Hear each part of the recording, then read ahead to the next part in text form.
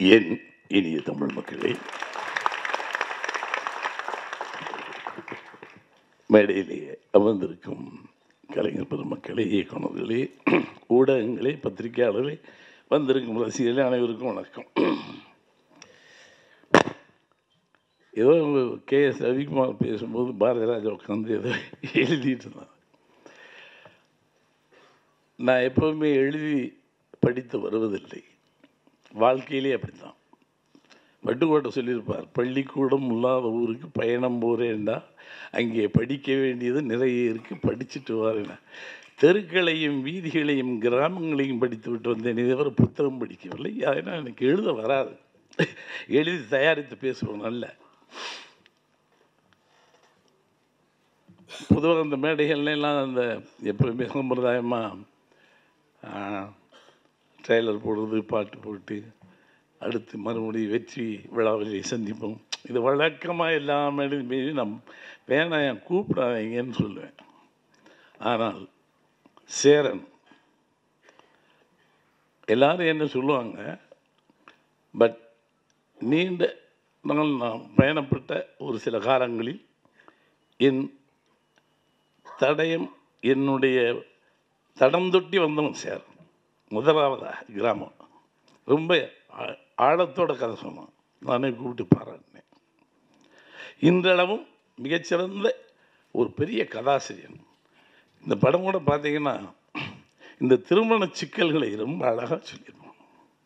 எனக்கு படம் பார்க்கும்போது இவ்வளோ காலத்துக்கு அப்புறம் இவ்வளோ நல்ல தாட் வந்துருக்கு. ஏன்னா சவுண்ட் ஆஃப் மியூசிக்னு ஒரு படம் ஆங்கிலத்தில், கவிதையிலேயே எல்லா கதாபாத்திரங்களும் கலாரசனை உள்ள கதாபாத்திரங்கள், எல்லா கதாபாத்திரங்களுமே கவிதை நேயம் உள்ள கதாபாத்திரம். இதில் எல்லா கதாபாத்திரங்களும் கவிதை நேயத்தோடே இருக்கு. எழுதியவரும் சரி, இசையமைத்தவரும் சரி இணைந்து செய்திருக்கிறார்கள். அதை இந்த காலகட்டத்தில் இவ்வளவு அற்புதமாக ஒரு படம் எடுத்துருக்காங்க. 2 பாட்டு தான், ரெண்டும் பாருங்க, எல்லாரும் இசைக்கலைஞர்கள் மாதிரியே இருப்பாங்க. கிழமையிலிருந்து சின்ன பிள்ளை வரைக்கும் கதாபாத்திரங்கள் கலை அம்சத்தோடு இருக்கிறது. ரொம்ப வித்தியாசமாக பண்ணியிருக்கு. இன்னொன்று, மகேந்திரன் எங்களுக்கு எல்லாரும் முன்னோடி முன்னோடி முன்னோடின்னு சொல்லி நீங்கள் முன்னால் ஓடிக்கிட்டு எங்களை பின்னாடி தள்ள பார்க்குறீங்க. நாங்கள் முன்னோடிகள் தான், இன்னும் முன்னோடிகள் தான், இனியும் முன்னோடிகள் தான். எனக்கு I love this Lenin Bharathi, Mari Selvaraj, நீங்கள் இன்றைக்கி பார்த்தீங்க ராமு, so many டைரக்டர்ஸ், ஒரு 10-20 பேர் சொல்லலாம். நீங்கள் அன்பிலீவபிள் யங்ஸ்டர்ஸில், அதாவது தமிழ்நாட்டில் சிறந்த படமாக வரலாம், இந்தியாவில் சிறந்த படமாக வரலாம், உலக அளவிலே போட்டியிடும் அளவுக்கு சிறந்த படங்களை கொடுத்துட்ருக்கான். 10 பேர். லெனின் பாரதியினுடைய படம், அது நான் ரொம்ப ஷாக் ஆகிட்டேன். அதே மாதிரி மாரி செல்வராஜ், இவன் வயசில் எப்படி இவ்வளோ திங்க் பண்ணாங்க அப்படின்னு.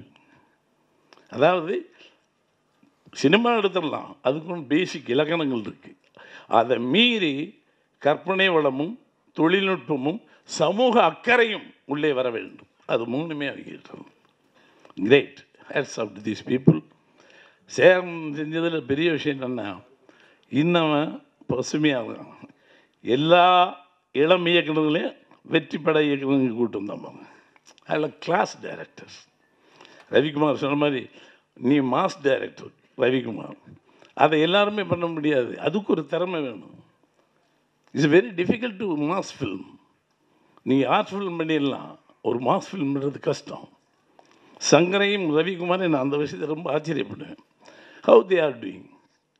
நாங்கள் அப்படி இல்லை, அப்படி மென்மையாக ஏதோ ஒரு மயிலரகம் மாதிரி, ஒரு ஒரு நாணல் புல் மாதிரி கதை சொல்கிறது.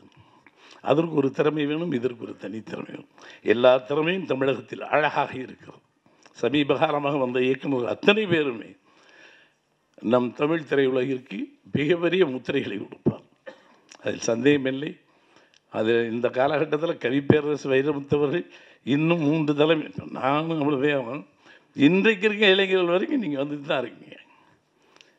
காலத்தால் அழிக்க முடியாதவன் கவிஞன் கவிப்பேரரசு வைரமுத்து என்று. அந்த பேரரசு, கவி பேரரசு என்கின்ற வார்த்தைக்கு முழு அர்த்தத்தையும் ஏற்படுத்தி கொண்டோம். தமிழின் மிக ஆளுமையிலவன். கடந்த 100 ஆண்டுகளில் இவனை போல ஒரு எழுத்தாளை நான் பார்க்கல. நிறைய புத்தகங்கள் படிப்பேன். இப்போ விட்டுட்டேன். பார்த்தசாரதி படிப்பேன், ஜெயானந்தன் படிப்பேன், அகிலன் படிப்பேன், அனுத்தமா படிப்பேன், கல்கி படித்து படித்து படித்து வந்தேன். இப்போ நான் படிக்கிறது பூரா இவங்களுக்கு தான். மாரி செல்வராஜ், இவன் லெனின் பாரதி புத்தகங்கள் படிக்கின்ற காலங்கள் போய் இப்பொழுது நான் இவர்களை படிக்க ஆரம்பித்திருக்கிறேன். அதனால் தான் நான் இளமையாக இருக்கிறேன். கவிப்பேரரசு வைரமுத்து மகேந்திரன் அவர்களே, நான் பாரதி ராஜா, நமக்கு வயதே கிடையாது. We have to compete with these people, we will win. இந்த படம் ஜெயிக்கும். சேரனின் திருமணம் என்ன சில திருத்தங்களுடன். என்னடா திருத்தம்? ஒரு கல்யாணம் வந்து சில திருத்தம்னா வேற ஒரு பண்ணிக்கணும், இன்னொரு கல்யாணம் பண்ணிக்கணும், அதானே திருமணம். சேரனின் திருமணம் சிலது அதில் சில நுட்பமாக போட்டுவோம். கல்யாணத்தில் எது எது தவிர்க்கப்பட வேண்டும் பிரச்சனையில் உறவுகளை தீர்மானிப்பது பொருளாதாரம். அந்த பொருளாதாரம் தான் உறவுகளை தீர்மானிக்குது. பொண்டாட்டியை தீர்மானிக்கிறதே உறவு தான், இந்த பொருளாதாரம் தான். நீ சம்பாதிக்கலாம், வீட்டில் விட்டு வெளியே அனுப்பிச்சிடுவாங்க. கொண்டு வந்தாலும் கொண்டு வராவிட்டாலும் தாயை ஒருத்தி தான்.